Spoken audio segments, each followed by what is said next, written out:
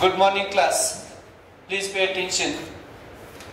Subatomic particles जे झाले आहेत आपले तीन आहेत. कोणते तीन आहेत? Electrons, protons, neutrons. त्याच्यावर आधारित काही सिंपल प्रॅक्टिस देतो आहे मी तुम्हाला एमसीक्यू ची. First question is here. Electrical discharge through gases means gas में से करंट पास होता है, हवेतून करंट पास होतो. Through the discharge tube was observed at. मी तुम्हाला एक आयडिया दिली होती. नॉर्मली एअर मधून गॅस मधून करंट जातो का? नाही. मग कधी करंट कॅरी होतो एअर मधून? प्रेशर कमी असेल आणि voltage potential difference should be very very हाय.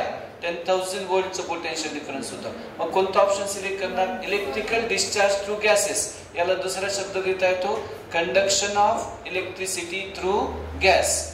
आणि हे conduction of electricity through gas कधी होतं बेटा? Very low pressure and high voltage. Okay, ready? Next question. हा क्वेश्चन तुम्ही लिहून घ्यावा. याला ॲटमची डेफिनेशन म्हणतात modern. Okay, please be quick. Smallest particle of element which can take part in chemical reaction and may or may not exist independently is called atom. Element चा smallest particle जो free exist होतो किंवा नाही होत आणि reaction मध्ये भाग घेतो. कारण आपण आता ॲटॉमिक स्ट्रक्चर शिकत आहोत. ॲटम म्हणजे काय माहित पाहिजे ना आपल्याला. What is atom? काय आहे ॲटम? Smallest particle. माझ्या नंतर रिवाइज करा. Smallest particle of element which can take part in reaction and may or may not exist independently is called atom. आता मॉलिक्यूल हा स्मॉलेस्ट पार्टिकल नाही होऊ शकत. ओके, आणि मॉलिक्यूल हा नेहमी फ्री एक्झिस्ट होतो. एलिमेंटचे असू शकतो मॉलिक्यूल, कंपाऊंडचे असू शकतो. आता H2 हा हायड्रोजन एलिमेंटचा मॉलिक्यूल आहे. 2 ॲटमचे ते केमिकली फिक्स प्रपोर्शन मध्ये असलेलं असोसिएशन आहे. ओके, चला ॲटमची डेफिनेशन येईल तुम्हाला. मॉलिक्यूलला फ्री एक्झिस्टन्स असतंच, पण ॲटमला फ्री एक्झिस्टन्स असेल असं नाही. Molecule always has free existence. Atom एकटा असू शकतो किंवा कंबाईंड फॉर्म मध्ये असू शकतो दुसऱ्या ॲटमच्या. ही ॲटमची डेफिनेशन झाली आपल्यासाठी. चला नेक्स्ट क्वेश्चन बघा. Alpha particle scattering experiment was carried out by. काल सांगितलं होतं मी रुदरफोर्डने काय केलं होतं? अल्फा पार्टिकल स्कॅटरिंग एक्सपेरिमेंट केला होता. Rutherford carried out alpha particle scattering experiment. बरं, थोडंसं आणखी सिंपल क्वेश्चन तयार करू बरं. कशावर अल्फा पार्टिकल मारले होते? किती? Just raise your hands. Just raise your hands. Alpha particle त्यांनी कशावर मारले होते? मी काल सांगितलं होतं हे शिकवताना. Yes, alpha particles were bombarded on. कशावर? कोण सांगू शकेल बेटा तुमच्यापैकी? How many of you can tell? Yes, सांगतो अंशु. गोल्डवर. बरोबर आहे, गोल्ड फॉइलवर. कोणी केलं होतं सगळे एक्सपेरिमेंट? हे रुदरफोर्ड नावाच्या सायंटिस्टने. कशासाठी? ॲटमचं स्ट्रक्चर समजावून घेण्यासाठी. तर हे काय पाठ करायची गरज नाही, लिहायची गरज नाही याला. हे सिंपल आहे. Study of discharge of electricity through gases, conduction of electricity through gases led to the discovery of electron. Gas मधून करंट पास होतो, याच्यामुळे कोणती डिस्कवरी झाली? इलेक्ट्रॉन्सची डिस्कवरी झाली. ओके, मग प्रोटॉनची डिस्कवरी कशी झाली आठवतं का? सेम एक्सपेरिमेंट केला होता, फक्त modified cathode ray tube experiment होता. आणि त्यांचा एनोड कसा होता? कॅथोड कसा होता? परफोरेटेड कॅथोड होता. It was having perforated cathode. गोल्डस्टीनने केली होती ती discovery. E/m value of electron is. E/m म्हणजे काय सांगितलं होतं आपण? E/m ला काय काय नाव दिले होते बेटा? Charge divided by mass. याला काय नाव दिलं होतं? Specific charge. किती असतो बेटा स्पेसिफिक चार्ज इलेक्ट्रॉनचा? किती जणांना सांगता येईल बेटा? 1.7588 into 10 raised to 11 coulomb per kilogram किंवा 10⁸ कूलम पर ग्राम. आता गिवन ऑप्शन पैकी सिलेक्ट करायचं आहे. मग सध्या तरी ऑप्शन दिलेल्यापैकी फर्स्ट ऑप्शन करेक्ट आहे. नाही आठवलं तर चार्ज पार्ट पाहिजे आपल्याला, मास पार्ट पाहिजे आणि त्याच्याने फाइंड करता आलं पाहिजे. चार्ज किती आहे इलेक्ट्रॉनचा? -1.6 × 10⁻⁻19 कूलम. आणि मास किती आहे? 9.1 × 10⁻31 किलोग्राम. ओके, चला नेक्स्ट क्वेश्चन बघा आता. E/m of proton is 9.5857 × 10⁴ coulomb per gram. नाहीतर माहित पाहिजे पॉझिटिव्ह रेस ज्यावेळेला हायड्रोजन गॅस डिस्चार्ज ट्यूब मध्ये असतो त्यावेळेला चार्ज टू मास रेशो किती येतो? 9.57 × 10⁴ कूलम पर ग्राम. लक्षात ठेवा, पाहिजे आपल्याला, याची परीक्षा लवकरच आहे आपली. Neutron was discovered by professor James Chadwick. कोणती प्रोसेस होती बरं? त्याला एक नाव दिलं होतं आपण, artificial transmutation. That's great. Artificial transmutation. Artificial transmutation मधून न्यूट्रॉनची डिस्कवरी झालेली आहे. ओके, त्याला न्यूक्लिअर आर्टिफिशियल ट्रान्सम्युटेशन असेही म्हणता येतं आपल्याला. बेरिलियम नावाच्या न्यूक्लियसवर कोणते पार्टिकल बंबार्ड केले होते बेटा? अल्फा पार्टिकल बंबार्ड केले होते. कोणी काम केलं होतं हे? चॅडविकने. त्यावेळेला कार्बन 612 चा आयसोटोप तयार झाला आणि एक चार्जलेस पार्टिकल जो कोणत्याही इलेक्ट्रिक प्लेटकडे अट्रॅक्ट होत नाही असा तयार झाला, त्याला म्हटलं न्यूट्रॉन. ओके, चला बेटा. Number of neutron present in radioactive isotope of hydrogen is. आता हायड्रोजनचे आयसोटोप माहिती आहेत तुम्हाला, मी सांगितलेले आहेत मोल कन्सेप्ट मध्ये, बेसिक कन्सेप्ट मध्ये. H11 hydrogen, D12 deuterium, H13 किंवा ट्रिटियम म्हणतात, हा रेडिओएक्टिव्ह असतो बेटा. T13. ओके, हा रेडिओएक्टिव्ह आयसोटोप आहे हायड्रोजनचा. मग त्याच्यात न्यूट्रॉन किती येणार आहे? 2. 3 - 1 विल बी 2. रेशियो बिटवीन, करा बरं हा क्वेश्चन, चला take your time. Ratio between neutrons present in carbon atom and silicon atom with mass number 12 and 28 is. आधी कार्बनचे न्यूट्रॉन काढायचे, मग सिलिकॉनचे काढायचे आणि मग त्यांचा रेशियो घ्यायचा. कार्बनचा सिंबल काय बेटा? C. 6 12. मग न्यूट्रॉन किती असतात? A - Z. माहिती आहे तुम्हाला हे, म्हणजे किती येतात? 12 - 6. ऊपर वाला माइनस नीचे वाला नंबर. कितना न्यूट्रॉन है कार्बन का? 6. Silicon, silicon atomic number is 14. Mass number उन्होंने दिया उस आइसोटोप का 28. तो न्यूट्रॉन कितना है? ऊपर वाला माइनस नीचे वाला.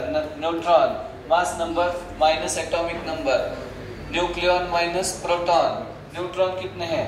14. तो रेशियो पूछा है, मतलब 2 प्रॉब्लम देके तीसरा आपको करना है. कितने बच्चे बता पाएंगे रेशियो कितना आएगा बेटा? यस, संतोश्री. 3:7. बहुत बढ़िया बेटा. 6 डिवाइडेड बाय 14. 2 से सिंप्लीफाई करो, आपको ऑप्शन सेकेंड मिल जाएगा. इसमें क्लियर है? मतलब ये अप्लाइड क्वेश्चन है. आपको जो वर्क नोट्स दिए हैं उसमें से भी पहले हाफ के क्वेश्चन आप थोड़ा थोड़ा सॉल्व करना शुरू करें. ओके, पढ़ाई रोज करना चाहिए. जैसे हम रोज खाना खाते हैं, रोज नींद लेते हैं, इससे रोज किया गया पढ़ाई आपको लॉन्ग टर्म में काम में आता है. एकदम से कल एग्जाम बोले तो आज बैठने सॉल्व करने बैठे जाएंगे, ऐसे नहीं. क्वेश्चन सॉल्व करो, उसके डाउट्स पूछो, पढ़ाई रोज करो तो इजी पड़ता है. एक ही दिन पढ़ेंगे तो कैसे चलेगा? Modern atomic mass unit is based on carbon 12. Okay, carbon 12. Next one. Number of neutrons in chlorine 37 is. Chlorine चा atomic number माहिती आहे? 17. मग किती जणांना न्यूट्रॉन सांगता येतील बरं याच्यातले? Just raise your hands. ऊपर वाला नंबर माइनस नीचे वाला, mass number minus atomic number. किती न्यूट्रॉन येणार आहे? 20 neutrons are there. That's great. Okay, चलिए बेटा आगे बढ़ते हैं. Moseley's equation is square root of frequency of X rays is directly proportional to nuclear charge or atomic number. मोस्लीची discovery atomic numberची आहे. त्याचा एक ग्राफ काढला होता मोस्लीने, आठवलं पाहिजे आपल्याला. Square root of frequency versus nuclear charge हा या टाइप मध्ये येतोय बेटा, स्ट्रेट लाईन. ओके, ओरिजिन मधून नाही घ्यायचं, atomic number 0 नाही, 1% हायड्रोजन पासून. ओके, चला नेक्स्ट वन कोशिश करो तो. Nitride ion is composed of nitride. आता ये फार इंपॉर्टेंट है बेटा, एन हाँ लिखना चाहिए इस क्वेश्चन को आपने. लिथियम होता है, लिथियम मेटल है, अल्कली मेटल है, ये +1 होता है. चार्ज हमेशा एक इलेक्ट्रॉन देने वाला है, मैंने बताया आपको. Valence lithium, sodium, potassium, rubidium, caesium, francium, ये हमेशा यूनिपॉजिटिव आयन होते हैं. लीना, कैटरीना, रुबिना, इनकी वैलेंसी कितनी है? 1 है. नंबर 1 एलिमेंट है ये, हमेशा एक इलेक्ट्रॉन का लॉस करते हैं, मोनोवैलेंट होते हैं, यूनिपॉजिटिव आयन बनाते हैं. तो ये जो Li3n है, इसको स्प्लिट कर दो मनी मन, तो 3 लिथियम के आयन्स हैं और N3- आयन है.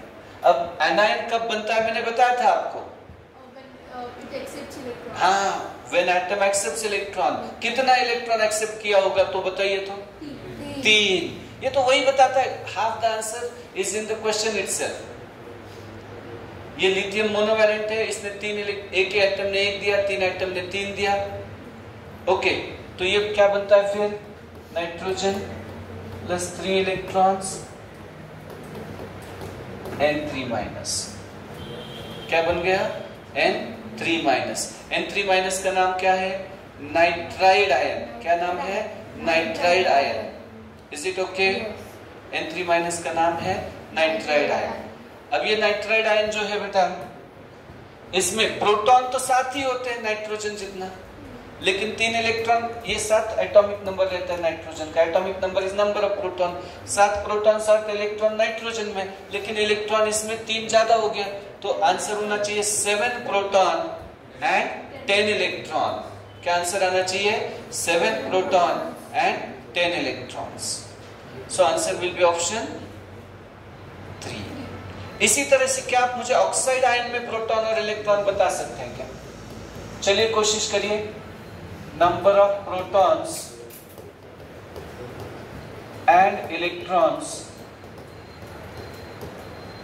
In oxide ion O-. चलिए फटाफट से बताइए. Number of protons end electrons in oxide ion. आता O-, ऑक्सिजनचा ॲटम किती आहे बेटा? 8. ॲटॉमिक नंबर 8 आहे, म्हणजे 8 प्रोटॉन 8 इलेक्ट्रॉन. ॲटम मध्ये जेवढे पॉझिटिव्ह तेवढे निगेटिव्ह, जेवढे प्लस तेवढे मायनस, जेवढे युनिट पॉझिटिव्ह तेवढे युनिट निगेटिव्ह, जेवढे प्रोटॉन तेवढे इलेक्ट्रॉन. माझ्या नंतर एकदा रिवाइज करा. ॲटम मध्ये जेवढे पॉझिटिव्ह तेवढे निगेटिव्ह, जितने प्रोटॉन उतने electron, end therefore atom is neutral. अब 8 प्रोटॉन 8 इलेक्ट्रॉन, लेकिन आयन में अलग किस्सा होता है. एनायन में तो ज्यादा इलेक्ट्रॉन है. कितना नेगेटिव चार्ज है? 2. तो कितना इलेक्ट्रॉन एक्सेप्ट करा होगा इसने? 2. तो 8 पहले से इलेक्ट्रॉन है और 2 ले लिया, तो 8 और 2 कितना हो जाएगा? 10 इलेक्ट्रॉन हो जाएगा इसके pass. It will have 10 electrons. तो ऑक्साइड में इलेक्ट्रॉन कितना हो गया? 10. और प्रोटॉन कितना हो गया? 8. प्रोटॉन नहीं बदलते हैं, इलेक्ट्रॉन लॉस गेन करते हैं किसी रिएक्शन में. पक्का याद रखो इस बात को. चलो, nucleus of an atom contains. Nucleus के अंदर क्या होता है? Proton end neutron. इलेक्ट्रॉन कहाँ होते हैं? एक्स्ट्रा न्यूक्लियर पार्ट मध्ये, बाहेर असतात ते न्यूक्लियसच्या. Outside nucleus. काय करतात तिथे? गप्पा मारतात का ते? असं कुणाचं म्हणणं आहे? रुदरफोर्डचं. ओके, चलो. Constancy means fixed value है of E/M ratio for electron shows that constancy of E/M ratio of electron shows that electrons are universal particles of all. Electrons are universal particles of all matter. Is it okay? पक्का याद रखो इस बात को। चलो next one. Argon 2 atoms आहेत त्याचे, 18 आणि 18 atomic number आहे बेटा। त्याचे 2 एटम्स आहेत, एकाचा मास नंबर 38 आहे आणि दुसऱ्याचा मास नंबर 40 आहे। मग त्याच्यामध्ये इलेक्ट्रॉन किती आहेत असं विचारले। इलेक्ट्रॉन तर हा नंबर आहे एटॉमिक नंबर, तो नाही बदलत आयसोटोप मध्ये। आयसोटोप मध्ये electron proton same, electronic configuration same, atomic number same, mass number neutron number वेगळा असतो आयसोटोप मध्ये। माहित पाहिजे आपल्याला, झालेली आहे। मग आंसर काय येईल? Option second 18।